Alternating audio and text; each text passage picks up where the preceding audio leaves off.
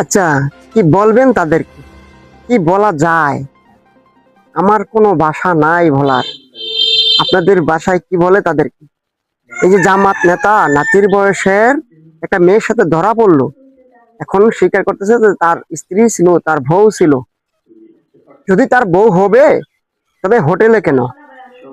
আমার প্রশ্নটা হলো ওই জায়গায় যে যদি তাদের বউ হবে, তারা বিয়ে করছে, একজন নেতা যদি দুইটা বিয়ে করে তাতে তো অসুবিধা নাই, বিয়ে করতেই পারে, স্বাভাবিক।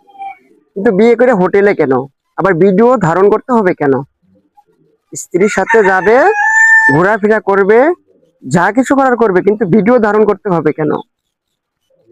হোটেলে আসতে হবে কেন?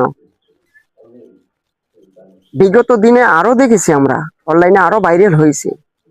বউ নিয়ে কেন আবাসিক হোটেলে যাবে? আবাসিক হোটেল তো বাংলাদেশ, বাংলাদেশের আইন অনুযায়ী অবৈধ। অবৈধ জায়গায় কেন যেতে হবে বৈধতা নিয়ে? আমি বিয়ে করলে আমার স্ত্রী আমার বৈধ, আমি বৈধতা নিয়ে কেন অবৈধ জায়গায় যেতে হবে?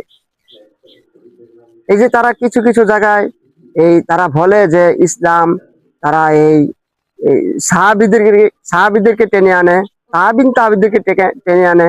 কিরে ভাই, তোরা হাদিস দিয়ে মানুষকে যুক্তি তর্ক দিয়ে কেন এত বুঝাতে চাস? মানুষ এখন আগের মতো নাই তো। মানুষের এখন জ্ঞান আছে, বিবেক আছে। তোদের যা তা কথা তারা মেনে নিবে না। এই যে আমি সঠিক জানি না ওনার নাম কি, কারণ তার বয়ান আমি আগে পরে কখনো শুনি নাই। এই যে এই নবীর সাহাবীদেরকে দিয়ে বোঝানো হইতেছে, এটা তো সাহাবীদেরকে দিয়ে বোঝানোর কোনো কারণ নাই, কোনো প্রশ্নই ওঠে না। একজন ফুজুর নিজে অকর্ম করতে গিয়ে ধরা খাইছে, এখন বউ বলে স্বীকার করতেছে। বউ বলে যদি স্বীকারই করে থাকে, তাহলে কেন সে এই হোটেলে কেন আসবে? আমাদের প্রশ্নটা তো এই যে একই জায়গায়। আমরা প্রতিবাদ করতে চাই, আমরা প্রতিবাদ করতে শিখে গেছি, আমরা অন্যায়ের বিরুদ্ধে লড়তে জানি।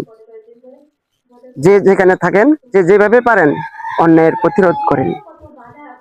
না হলে এই আলেম সমাজ, আলেম টাইটেল দিয়ে সাধারণ মানুষকে অনেক ভাবে তারা অনেক লাঞ্ছিত করতেছে অনেক জায়গায়। তারা শুধু আলেম, শুধু টাইটেলটা শুধু ব্যবহার করে। একজন আলেমের যে কি কাম কি কর্ম তারা ঠিক ততটুকু পর্যন্ত যায় না। আপনারা একটু সতর্ক থাকবেন। আমরা বিগত বিগত দিনে দেখেছি অনেক মাদ্রাসায় বলাৎকারের শিকার হয়েছে অনেক শিশু। তারা কেন এমন করে? তাদের সঠিক বিচার হওয়া দরকার। সাধারণ মানুষ তাদের বিচার চায়।